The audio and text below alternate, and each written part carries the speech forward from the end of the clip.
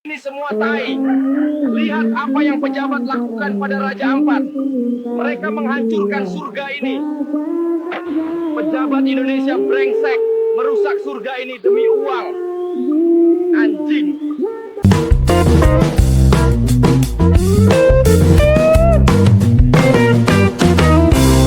Assalamualaikum warahmatullahi wabarakatuh. Shalom, Om Swastiastu, nama budaya, salam kebajikan, rahayu rahayu, salam sejahtera bagi kita semua. Apa kabarnya kawan-kawanku semua? Sahabat Sirait Media, saya rasa kabar teman-teman luar biasa dan diberkati, diridhoi rezeki yang banyak, ya kan? Tapi sebelum kita membahas teman-teman, ada baiknya teman-teman yang baru kenal, klik tombol subscribe dan salam hormat kepada teman-teman yang baru bergabung dan tahu channel ini. Jangan lupa klik tombol subscribe dan terus bunyikan loncengnya. Oke, kali ini kita akan membahas terbongkar Raja Ampat ternyata banyak konten-konten hoax gitu ya. Ini tanggapan saya dan kalian harus dengar ini, ya kan?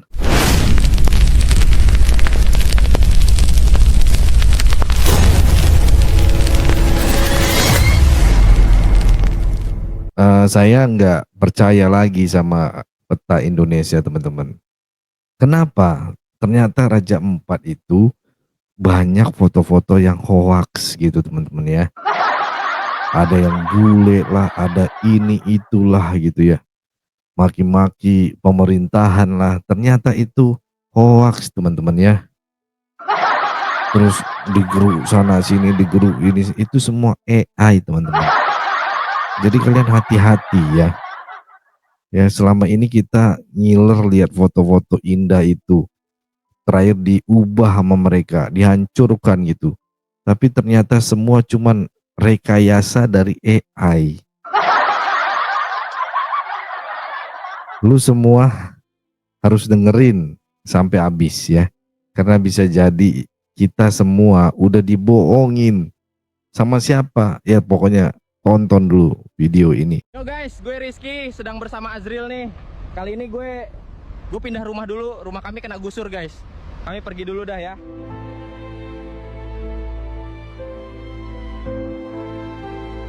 Goblok banget ini, Raja Ampat sebagus ini malah dirusak, dibikin pertambangan nikel. Dasar pejabat-pejabat bangsat, pikirannya duit terus, tai-tai. Guys, gue lagi di Raja Ampat nih. Rencana mau bantuin bocah-bocah gue yang pada mau dirusak rumahnya. Kong, ngutang dulu ya, bayarnya nanti kalau inget. Ambil dah yang penting bilang. Daripada nyolong, apalagi nyolongnya duit masyarakat. Kenapa Raja Ampat bisa-bisanya dijadiin lahan penambangan? Biasalah, pemerintah bangsat lagi butuh duit buat party sama keluarganya. Halo guys, hari ini aku, Madi dan Jeffrey mau merantau dulu guys. Lihat tuh, rumah saya dirusak sama pejabat kontol. Oke guys, aku berangkat dulu, dadah guys.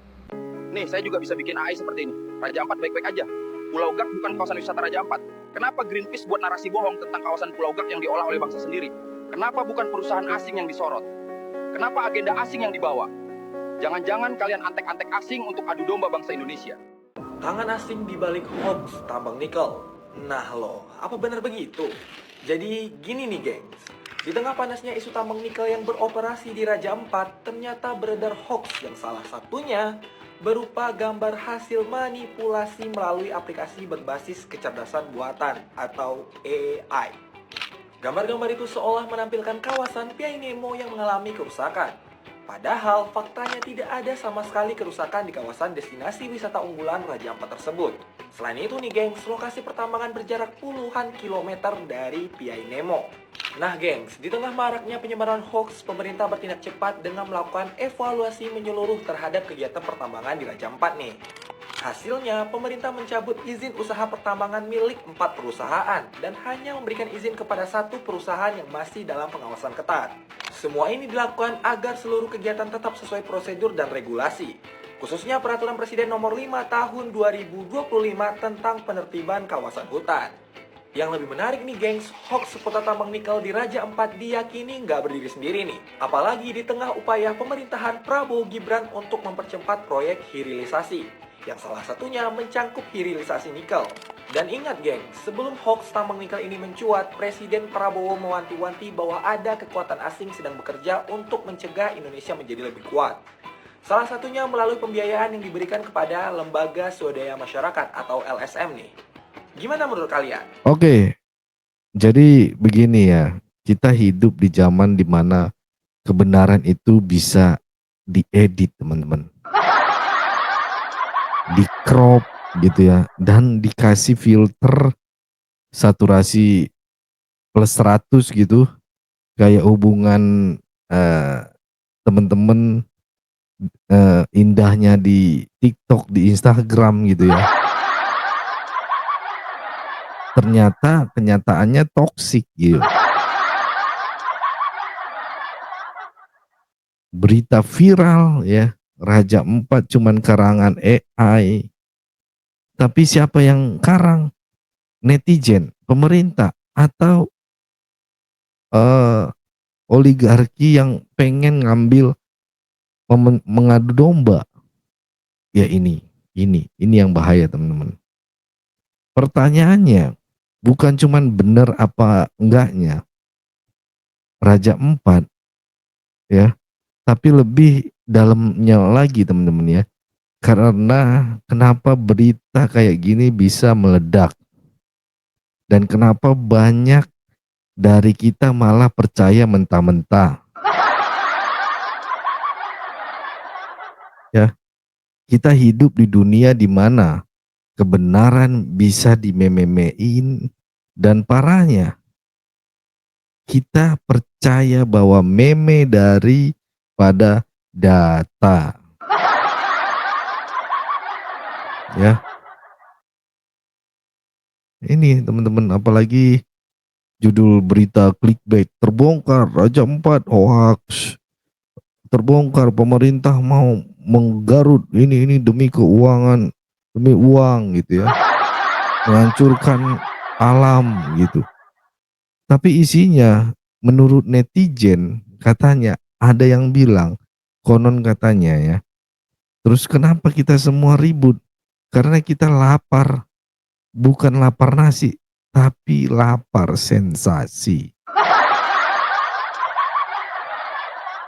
Media kita tuh kadang mirip infotainment teman-teman. Yang penting rame gitu ya. Yang penting diklik gitu ya. Padahal tahu nggak sih kalau Raja Empat itu sebenarnya emang nyata, bagus gitu dan luar biasa indah, tapi kadang dikorbankan demi konten politik, demi isu-isu mengadu domba, agar ini itu perpecahan gitu, atau turisme bikin turis-turis nggak mau masuk lagi. Saya nggak takut bilang ini, banyak narasi wisata di Indonesia itu dipoles sampai kinclong, tapi nggak nyentuh realita warga lokal gitu ya. Kita dijualin paradise gitu ya, tapi rakyat sekitar malah susah dapat akses pendidikan, listrik, internet. Apa kabar tuh keindahan kalau warganya masih struggling hidup gitu ya. Ini bukan soal Raja Empat doang. Ini cermin buat kita semua. Apa yang kita konsumsi sebagai kebenaran, padahal cuman versi yang dijual untuk mengadu domba kita gitu loh. Ya, kita gampang banget kena jebakan informasi palsu. Karena otak kita cravingnya itu hal yang kepikiran, oh ini langsung ini ngejas gitu ya, langsung nangkapnya negatif gitu loh. Otak manusia lebih gampang percaya info yang emosional ketimbang yang logis teman-teman. Makanya berita kayak Raja Empat hoax lebih viral daripada Raja Empat butuh infrastruktur. Ya, apalagi nih sekarang zamannya AI. Gambar bisa dibikin video, bisa dibikin deep fake gitu ya. Foto lama bisa dibikin kayak foto baru lagi. Bisa aja lo besok lihat gue berenang sama duyung digital gitu ya. Atau gue duet nyanyi sama Justin Bieber gitu. Ya, terus percaya itu nyata gitu. Kita juga harus nanya gitu, siapa yang diuntungkan dari kebohongan ini? Ya, kadang hoax itu bukan salah satu orang, tapi sistem, teman-teman. Kita diatur biar sibuk debat soal bener nggak sih Raja Empat. Padahal yang penting siapa yang ambil keuntungan ini? Siapa yang kuasai tanahnya? Siapa yang bangun hotel gede tapi warga lokal jadi kuli? Semua ini bukan soal tempat indah. Ini soal narasi kekuasaan. Jadi teman-teman, kita harus belajar jadi warga digital yang kritis. Tanya terus, ini fakta, opini, atau ilusi gitu. Ya, lu boleh kagum sama keindahan, tapi jangan buta. Belajar lihat di balik gambar, di balik promosi, di balik propaganda. Gue bikin video ini bukan buat ngejatuhin Raja Empat, tapi justru buat ngebela. Tempat indah itu nggak boleh dipalsukan. Tapi juga nggak boleh dimonopoli. Ya, kalau lu peduli sama Indonesia yang bener, yang adil, yang nggak cuman viral doang, ya klik like, share, dan komen pendapat lo. Karena kita harus mulai obrolan ini, teman-teman. Ya, bangun suara rakyat, bukan cuman jadi penonton pasif. Ya, saya bukan siapa-siapa, tapi saya mau jadi bagian dari yang nggak akan diem gitu ya, yang nggak mau cuman tutup mulut gitu, yang berani nanya, yang berani mikir, yang berani ngelawak sekaligus nyentil gitu ya. Kalau lo ngerasa video ini nyentuh, bikin mikir, ataupun setidaknya bikin senyum miris ya, ayo jadi bagian dari gerakan biar buka kesadaran teman-teman. Ya, klik subscribe karena tiap minggu saya akan bahas politik dan logika dengan gaya rakyat jelata.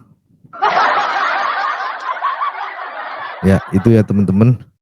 Mungkin itu yang bisa saya sampaikan di video Raja Empat, pembahasan Raja Empat. Saya lihat jangan mau kita diadu domba ya. Jangan mau kita dipecah belah gitu. Apalagi banyak anti-anti asing yang suka melihat Indonesia hancur, terbelah.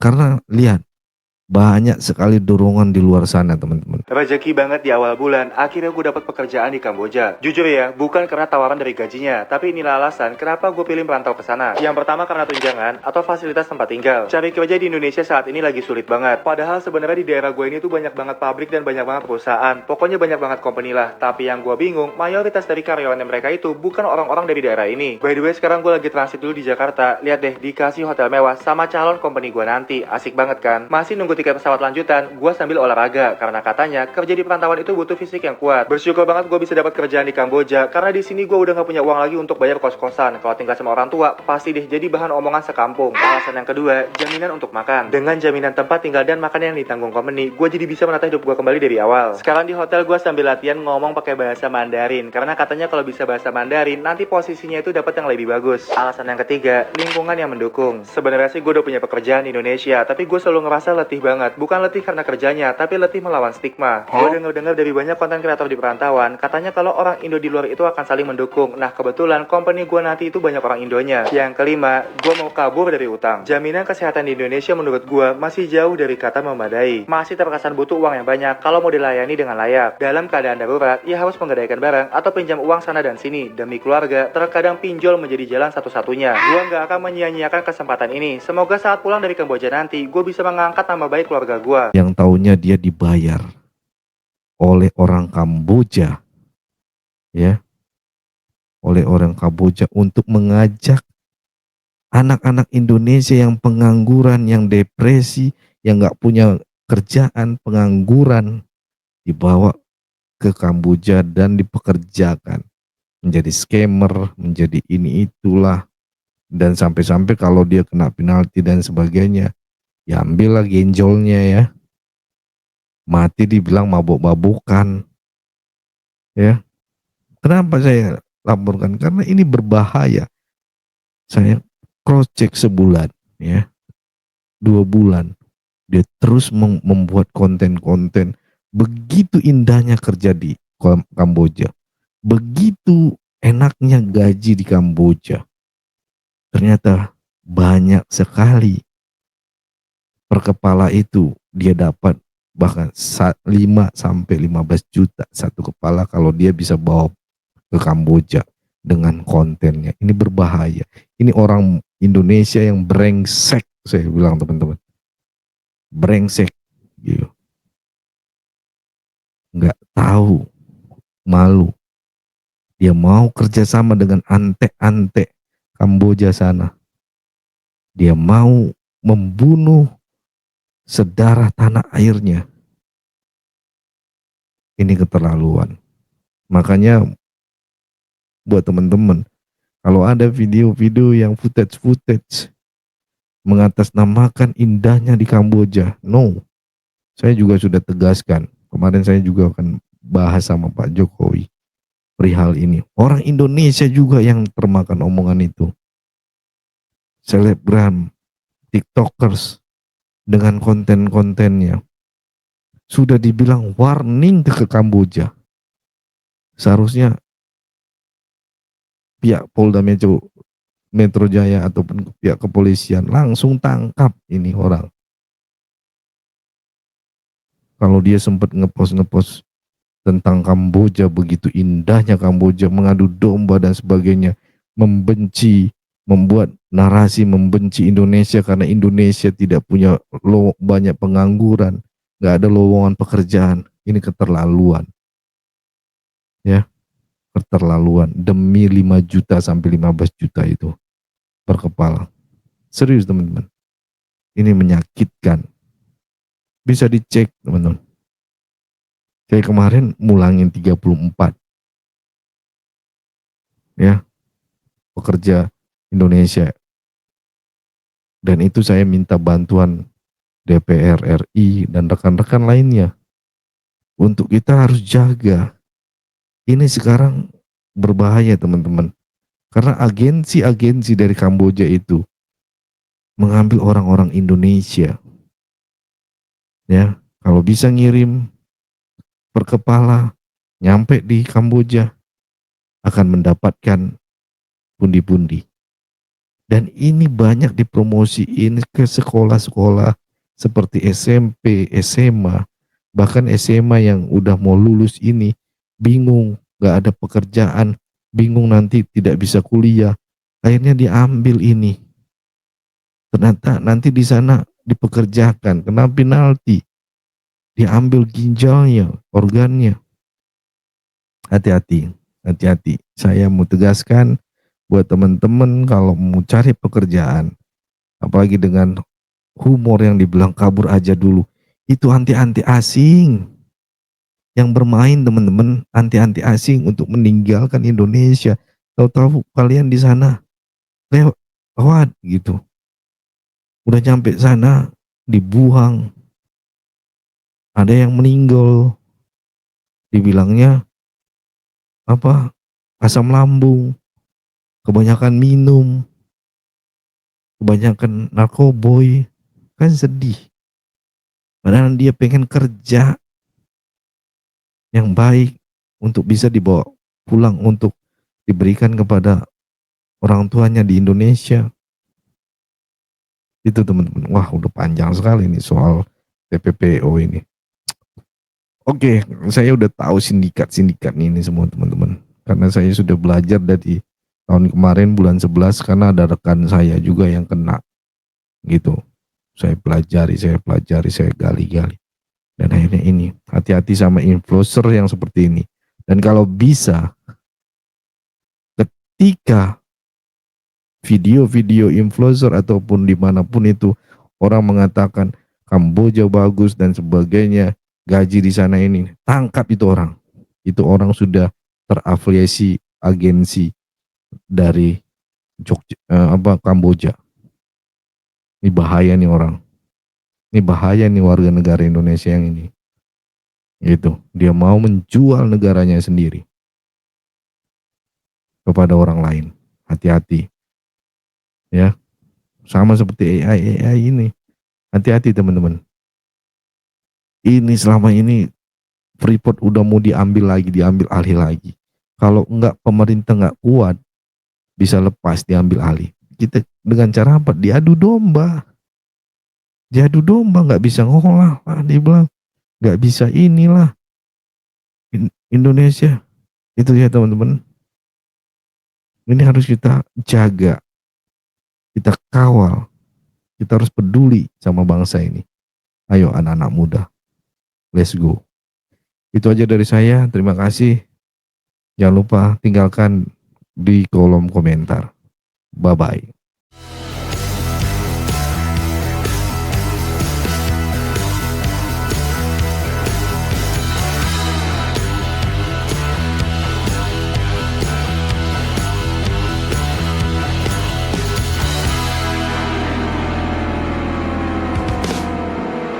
Halo, kawan-kawan sebangsa setanah air Indonesia. Mari kita jadi bagian dari pelayanan Sirait Media yang berdampak nyata bagi 42 anak di Yayasan Cipta Pelita.